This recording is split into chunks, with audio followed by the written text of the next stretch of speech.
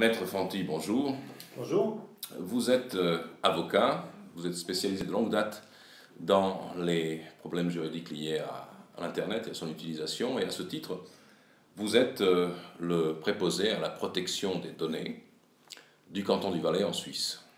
La première question, pour situer ce que vous faites, consistera à savoir ce qu'est la protection des données des citoyens et à quoi vous pouvez bien servir. Alors, la protection des données, si vous voulez, ça consiste à concilier le flux permanent de données, puisque tout est donné aujourd'hui, avec les droits fondamentaux des citoyens. On doit à la fois vérifier l'existence d'un équilibre nécessaire entre, par exemple, un intérêt économique à avoir des données pour vendre des produits et les intérêts des citoyens de ne pas voir des informations superfétatoires communiquées à des entreprises qui en feraient un usage qui n'a pas été défini et accepté ab initio. Donc tout est une question de pondération. En réalité, mon rôle, c'est celui d'une vigie, d'un informateur d'un certain nombre de dangers et d'un régulateur, parce que nous ne pouvons pas nous opposer bien évidemment au développement technologique. Et le seul objectif de ma fonction, si vous voulez, c'est de développer un certain nombre de réflexes chez le citoyen, qui doit prendre conscience de ses droits, mais aussi ses devoirs pour protéger sa propre identité numérique, et aussi un rôle de conseil, de médiation vis-à-vis des administrations publiques, puisque moi je représente en réalité la protection des données vis-à-vis de tout ce qui est public et pas ce qui est privé. Ça, c'est le rôle du préposé fédéral. C'est assez compliqué, mais en résumé, c'est ainsi. Le citoyen s'adresse au préposé fédéral, sauf s'il a affaire à des administrations publiques, auquel cas il s'adresse au préposé de son canton. Donc j'essaye d'incarner ce rôle, qui est un rôle protéiforme et qui nécessite un certain nombre de compétences plurifactorielles, puisque vous devez à la fois connaître la technologie, le droit, faire preuve d'un peu de diplomatie, certaines fois faire preuve d'une certaine rigueur, voire imposer des choix quand vraiment la situation l'exige. Vous êtes notoirement opposé à la nouvelle loi sur le renseignement que la Confédération s'apprête à voter le 25 septembre prochain. Vous avez fait part de votre opposition publiquement dans des émissions de télé, notamment Infrarouge. Pourtant, cette loi n'est-elle pas une mesure destinée à améliorer plutôt la sécurité, la protection de la sphère privée et publique dans notre pays? Alors, il y a plusieurs, si vous voulez, angles d'approche, de vision de cette loi. Malheureusement, je dirais que cette loi n'est pas aboutie. Et c'est le premier point qui me fait considérer qu'on ne peut pas l'approuver en l'état. Le deuxième élément, c'est que contextuellement, évidemment que cette loi, elle a de très grandes chances d'être adoptée, puisque tout le monde a peur, et moi le premier. Lorsque l'on voyage, lorsqu'on se déplace avec ses enfants, lorsqu'on se trouve dans une foule, on est en train de développer des réflexes que nous n'avions jamais comme citoyens, du fait de tout ce qui se passe dans le monde entier, puisque ce n'est pas limité à des régions particulières.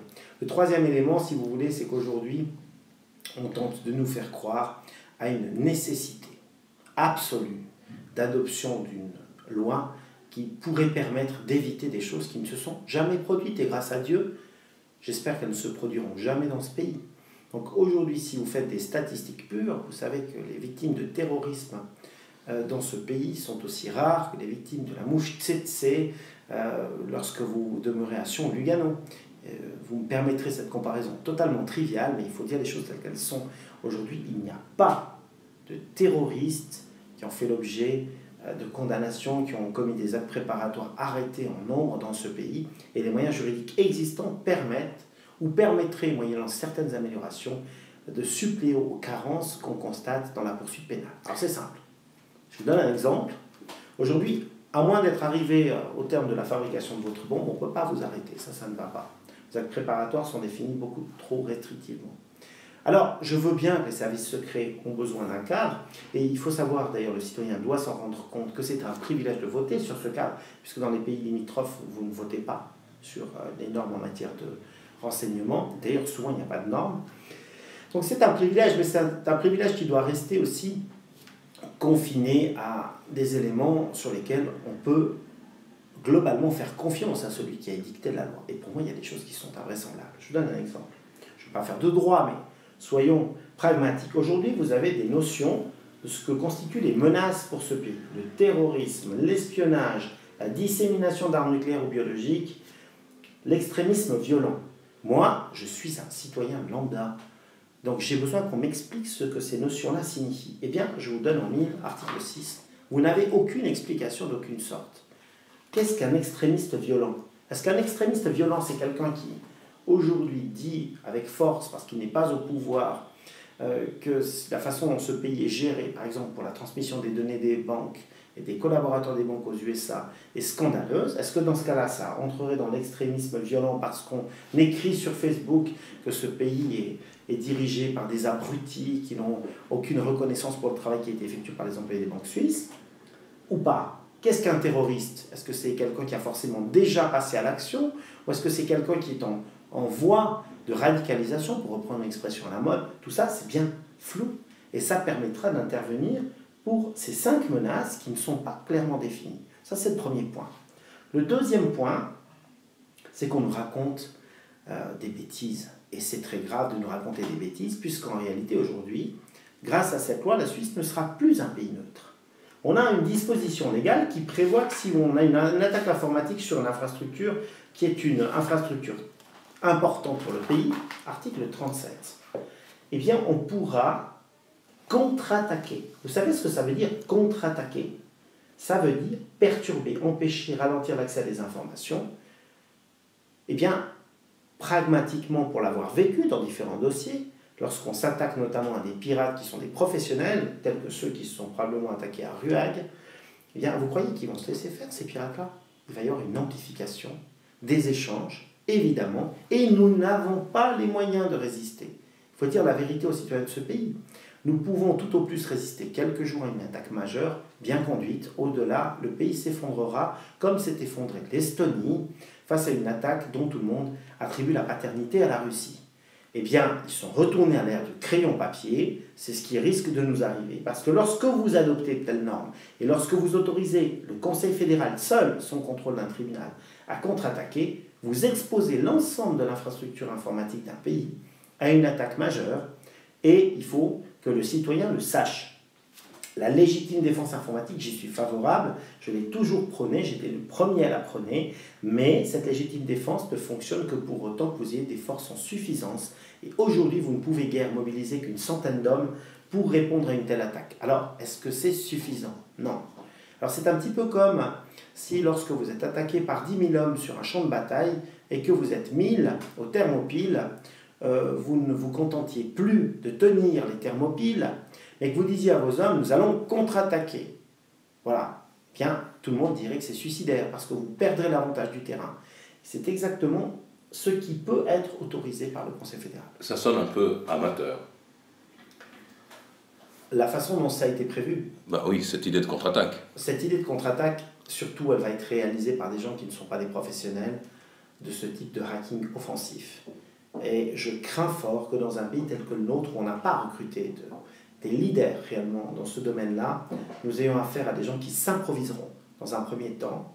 Et cette improvisation, elle va générer un certain nombre de problèmes, dont des problèmes pour des entreprises privées. Je vous donne un exemple tout simple. L'attaque à laquelle moi j'ai participé, qui était massive, c'était entre 2 sites qui vendaient des annonces coquines sur Internet. C'était un business extrêmement rémunérateur. Le premier site a fait attaquer le deuxième par des pirates ukrainiens. Et lorsqu'il s'est agi de conseiller le client, je lui ai dit, écoutez, la procédure pénale qui a démarré, elle va prendre plusieurs années. Donc, dans l'intervalle, vous ne gagnerez plus d'argent puisque vous êtes attaqué par des pirates. Qu'a fait le client quand on lui dit cela? Il est allé en Ukraine, il est allé rencontrer les pirates qui étaient les attaquants, il leur a donné 5 000 $ de plus par mois et ils se sont retournés contre le commanditaire. Voilà. Et dans cette attaque-là, on a passé par des hôpitaux cantonaux. Et le temps que cette affaire soit réglée par la justice, il a fallu plusieurs années. J'ai reçu une ordonnance de condamnation plusieurs années plus tard. Donc ça veut dire que, si vous voulez, nous ne sommes pas suffisamment réactifs. L'autre élément qui, pour moi, est un élément extrêmement ennuyeux, c'est le fait que nous partagions ces données collectées sur les citoyens. Pour moi, c'est une surveillance à grande échelle avec des États étrangers. Pourquoi je dis que c'est une surveillance à grande échelle? Tout le monde me dit, mais non, ça va être limité à toutes ces personnes qui pratiquent le terrorisme, l'extrémisme violent, etc. Mais vous allez utiliser des drones, vous allez utiliser des satellites. Donc en réalité, si vous baladez avec vos enfants lors d'une manifestation quelconque d'extrémistes violents à Berne, près du Palais fédéral, eh bien vous serez filmé, votre visage entrera dans la base de données, il y aura peut-être même une reconnaissance faciale, ce qui est tout à fait envisageable aujourd'hui, et vous pourriez figurer dans la base sans même le savoir. Vous parlez de satellites. Est-ce que la Suisse possède des satellites? Alors la Suisse pourrait tout à fait, par exemple, bénéficier dans le cadre d'un programme européen de la mise en place d'un satellite qu'elle utiliserait pour faire de l'espionnage. Alors j'ignore si la Suisse possède un satellite espion, je ne pense pas, mais en tout cas c'est nommément dans la loi. Par contre, les drones espions, qui sont également envisagés, puisqu'on parle d'aéronefs, donc ça concerne également les drones, eh bien, si vous voulez, nous avons actuellement en France une ville qui est en train de tester la mise en place d'une surveillance généralisée des citoyens par le biais de drones. Il faut bien comprendre ce que ça signifie, parce que c'est un investissement qui est extrêmement modique.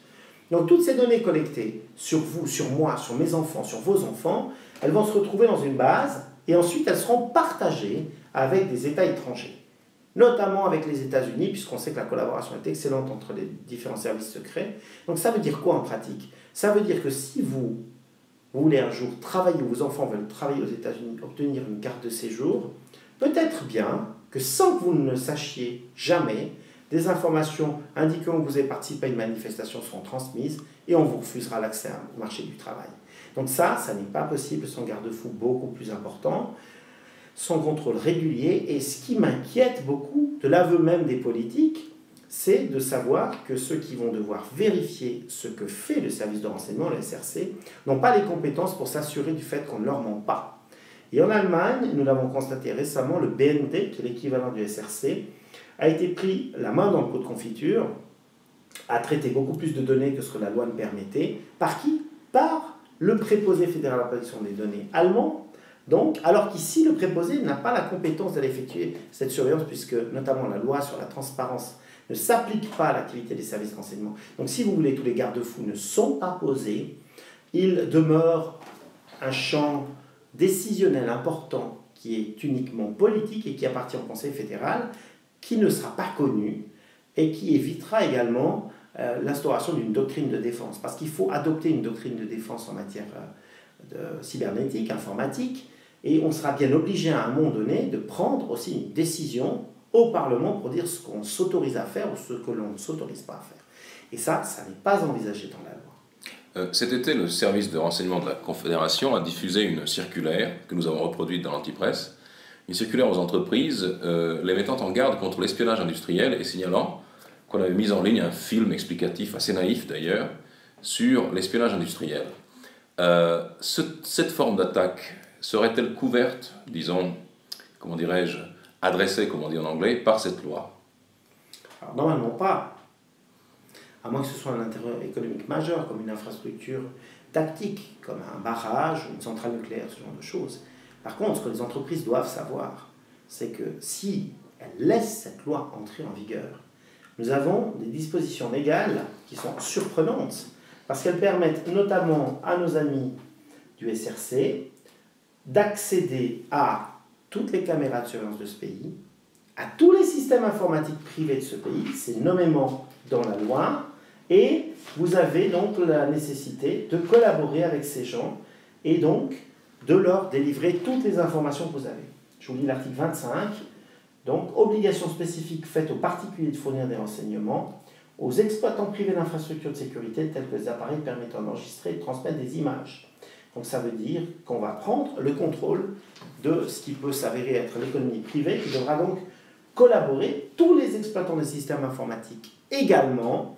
Donc ces gens-là vont se voir soit impartir un délai pour, par exemple, communiquer des données, soit même se voir être piratés par des logiciels espions du SRC, si d'aventure ils ont un citoyen étranger qui serait fiché S en France et qui travaillerait pour une infrastructure helvétique, eh bien on pourrait tout à fait envisager que le SRC entre dans l'ordinateur de cette personne et affaiblisse donc l'infrastructure de défense de l'entreprise.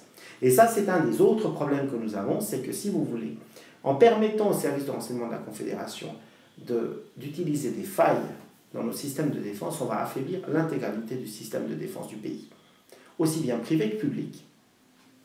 Et n'oublions pas que nous faisons une partie de nos réussites économiques sur les données. Aujourd'hui, la Suisse, c'est le coffre-fort des données. On a remplacé les banques par les banques de données. Et il y a deux éléments, deux facteurs qui sont extrêmement importants pour les entreprises étrangères.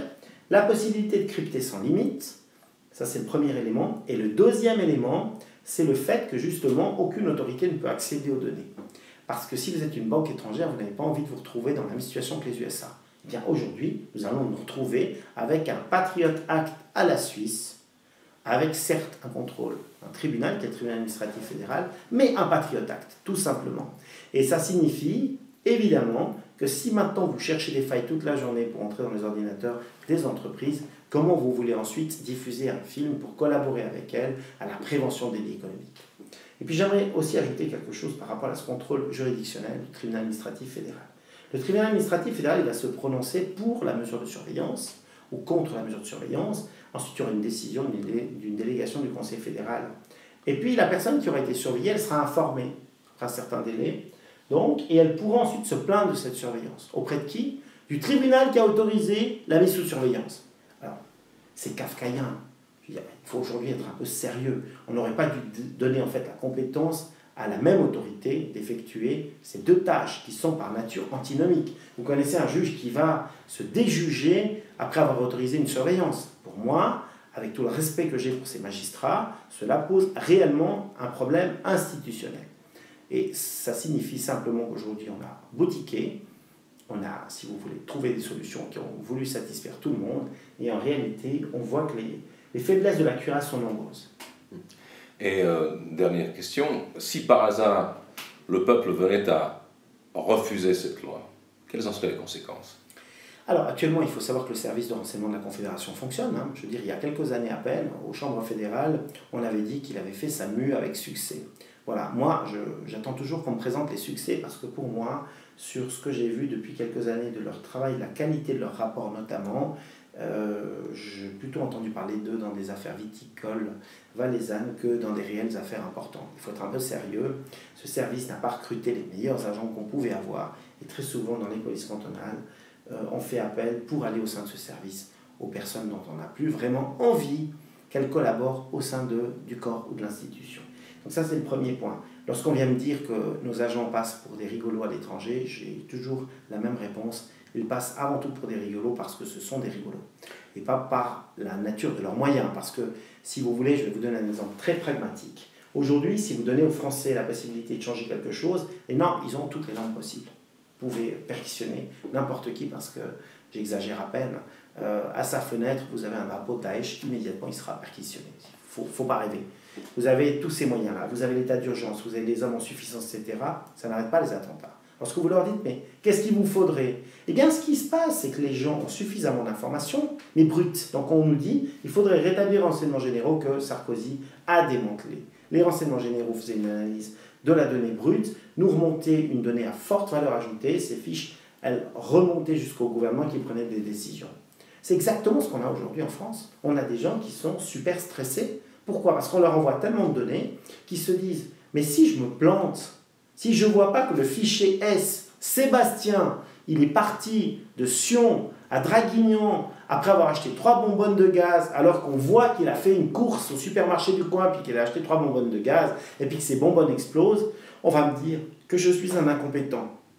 Donc la pression sur les épaules des hommes qui sont au quotidien face à la menace, elle est considérable du fait qu'ils doivent traiter un grand nombre d'informations qu'ils n'ont pas les moyens de traiter. Parce que l'algorithme prédictif qu'on veut nous instiller dans l'esprit en disant on va tout régler par l'informatique, ça ne sert à rien. On voit très bien que ça ne marche pas. Et puis le deuxième élément, c'est que nonobstant la puissance actuelle des ordinateurs et leur développement qui est extrêmement rapide, eh bien on n'arrivera jamais à empêcher certaines menaces de se matérialiser. Alors ici, on va engager 20 personnes, moi je dis 120, on me dit 20, on verra bien. On va engager des moyens qu'on n'a pas pu chiffrer. Le monsieur le conseiller fédéral n'a pas souhaité, enfin, m'a dit, vous faites le calcul de 20 personnes fois X. Mais non, c'est pas ça. Il faut former 20 personnes, il faut acheter ce logiciel, il faut payer la licence chaque année. Ça va coûter des millions. Des millions pour combien de terroristes? Des millions. Alors, si aujourd'hui on vient de dire, mais pour un seul attentat évité, eh bien, nous aurons gagné par l'adoption de cette loi, je dis, mais il n'y a aucun problème. Alors, on va dépenser, admettons, 50 millions par année pour effectuer ces surveillances, alors qu'en réalité, ces 50 millions seraient beaucoup mieux investis dans la formation d'agents sur le terrain, une meilleure collaboration intercantonale. Et puis ce qu'il faut dire aujourd'hui aux citoyens helvétiques, c'est que ce qui plombe la lutte antiterroriste, ce qui plombe la lutte contre les vrais criminels, ça s'appelle le fédéralisme.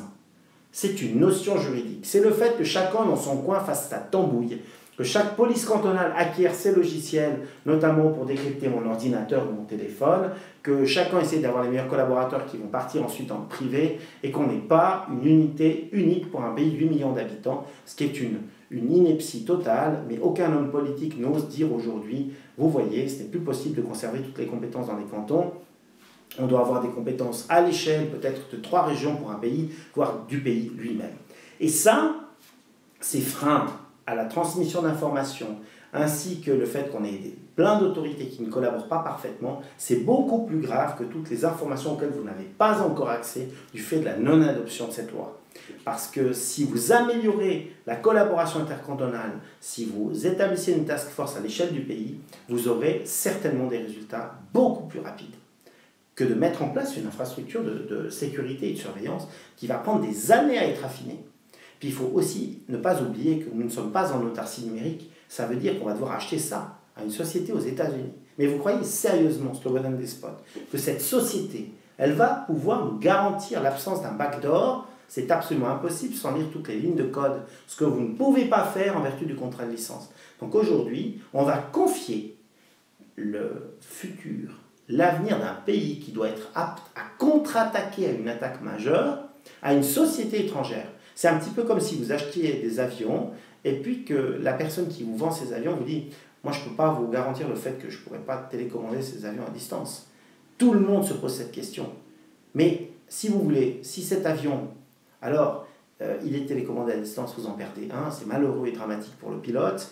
Mais là, on parle de toute la population helvétique qui fera l'objet d'une surveillance, pas forcément directe, puisqu'elle n'entrera pas dans le cadre des 4 ou 5 cas qui ont été exposés, les scénarios principaux, mais indirectement, parce que vous vous trouverez quelque part où il y aura un drone ou un satellite, eh bien, vous aurez une société étrangère qui aura accès à toutes ces données. Eh bien, moi, ça m'effraie, ça m'inquiète beaucoup, et je me dis très sincèrement que ce que nous allons développer, vous verrez ce qui va arriver, et je le dis en mille pour tous ceux qui croiront que si nous perdons le 25, nous baisserons les bras. Nous développerons des kits pour éviter qu'ils ne puissent entrer sur nos ordinateurs. Les avocats, les médecins pourraient être piratés par des agents du SRC en mission. Mais qu'est-ce que vous voulez garantir à vos clients comme secret professionnel? Mais dans une affaire importante et internationale, si des avocats peuvent être piratés, si on peut rentrer sur les ordinateurs de médecins, vous imaginez bien que ça pose des problèmes. Nous allons devoir nous défendre en mettant en place une infrastructure de défense pour lutter contre les outils que le SRC va acquérir. Alors, ça va être une surenchère qui va coûter des millions. Pourquoi? Parce que moi, je vous dis déjà que je vais tout crypter avec des outils comme ceci, qu'on utilise d'ores et déjà maintenant, des disques durs qui sont cryptés à très haut niveau. On va en faire fabriquer d'autres. On va investir de l'argent dans cette technologie. Ensuite, ils ne vont plus arriver à rentrer. Il va falloir acheter une nouvelle série de logiciels ou former de nouveaux spécialistes. Et je vous dis qu'on a plus de moyens qu'eux. Donc, de toute façon, et c'est là que j'aimerais terminer, tous les criminels de haut niveau ont les moyens de s'équiper de ce type de matériel qui sont dans le commerce. Vous n'aurez que le menu fretin. Vous n'aurez que les gens qui sont peu prudents, peu formés et qui n'ont aucune conscience du niveau réel de vos moyens d'investigation. Tous les autres échapperont automatiquement à tous ces moyens d'investigation. Et je prends toujours le même exemple, Telegram. Telegram a conçu une structure juridique qui fait qu'on le trouve dans plusieurs pays. On n'est pas la même société qui est détentrice des droits sur iOS, donc pour les iPhones et sur Android. Et puis une telle société, elle a plusieurs têtes. Donc si vous coupez une tête, elle va continuer à travailler. Et elle ne collaborera jamais avec aucun gouvernement. Alors vous pouvez bien engager les meilleurs spécialistes, des crypto-analystes, etc. Mais tout ceci, en réalité, ça va être une débauche de moyens pour un résultat qui sera infinitésimal, si ce n'est nul. C'est exactement comme la lutte actuelle contre les organisations criminelles au niveau fédéral. Le résultat est de 0, 0, 0. Par rapport aux moyens qu'on a investis, on aurait mieux fait d'investir ça dans de l'argent dans la lutte contre les actes illicites classiques, et on aurait un pays beaucoup plus sécurisé. Regardez les résultats auprès du tribunal pénal fédéral et du ministère public de la Confédération. On ne peut pas dire qu'ils soient brillants. Tout le monde, aujourd'hui, en est convaincu. Donc, vous allez donner tout ça, toute cette panoplie de moyens considérables à des gens qui n'en ont pas bénéficié par le passé, et vous nous dites, faites-nous confiance. Nous-mêmes, nous ne sommes pas, comme gouvernement, capables d'aller auditer. La délégation du Parlement ne sera pas capable parce qu'ils n'ont pas les connaissances. Et puis, on va trouver des gens pour auditer ce système et la façon dont ils travaillent. Mais moi, si vous venez m'auditer aujourd'hui sur mon travail, je vous montre ce que j'ai envie de vous montrer. Vous repartez d'ici, Slobodan Despot, en disant que je suis un génie, parce que j'ai tout mis en place comme préposé, que c'est parfait. Et avant que vous compreniez la façon dont j'articule mes dossiers, dont je montre certaines informations et pas d'autres, eh ben, il faudra de l'eau qui a coulé sous les ponts. Beaucoup d'eau. Et ça, c'est un des principaux dangers.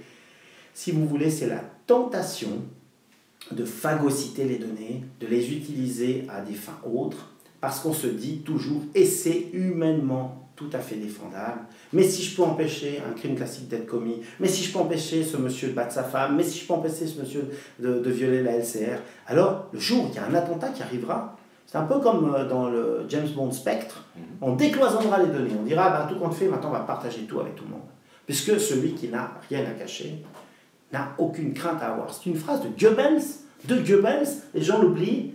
Ils oublient très certainement que c'est le régime nazi qui a mis en place cette surveillance généralisée, que c'est le régime nazi, avec les excès qu'on connaît, qui a mis en place, si vous voulez, un moyen de contrôle des personnes. Et bien aujourd'hui, si vous voulez mettre en place un moyen de contrôle des personnes avec simplement la garantie d'une décision par le gouvernement et puis d'une décision par un tribunal, c'est insuffisant. Vous devez être capable de contrôler les contrôleurs et pour ce faire, vous devez prendre d'autres garanties dans la loi que celles qui figurent ici. Alors on nous dit, mais écoutez, M. Fanti, c'est comme pour la conservation des données, on ne sait pas combien de temps on va les conserver lorsqu'on va commencer à examiner le réseau câblé. Mais, monsieur le conseiller fédéral, c'est ma réponse, mais oui, vous allez mettre ça dans une ordonnance, mais nous ne voterons pas sur l'ordonnance. Ce sont les députés qui voteront sur l'ordonnance. Alors, si vous voulez, c'est une question de confiance. Si vous faites confiance à ce gouvernement et à ceux qui vont suivre, si vous vous dites « il ne pourra rien nous arriver », votez oui à cette loi. Si vous avez dans votre tête, un jour ou l'autre, l'impression que quand vous dites oui à quelque chose, c'est ça, et puis que tout à coup, on va passer à ça, puis après à ça, parce que vous avez dit oui là, eh bien inquiétez-vous, parce que c'est un peu comme, si vous voulez, lorsque les Suisses ont dû voter sur la vignette. Au début, le but, c'était pas réellement de payer les autoroutes uniquement. Mais ensuite, ça s'est développé et tout le monde a oublié quel était le but initial. Le but initial ici, c'est de lutter contre des actes extrêmement graves que la justice classique ne peut appréhender à l'aune des normes dont elle dispose. Eh bien, nous verrons si demain, ce sont uniquement ces actes graves de l'article 6 pour lesquels on utilisera cette configuration, cette grosse Bertha électronique, ou si alors on autorisera également les services secrets à enquêter dans d'autres cas au moyen des mêmes, si vous voulez, des mêmes outils disproportionnés pour moi et de mettre en place cette surveillance de masse de façon encore plus élargie.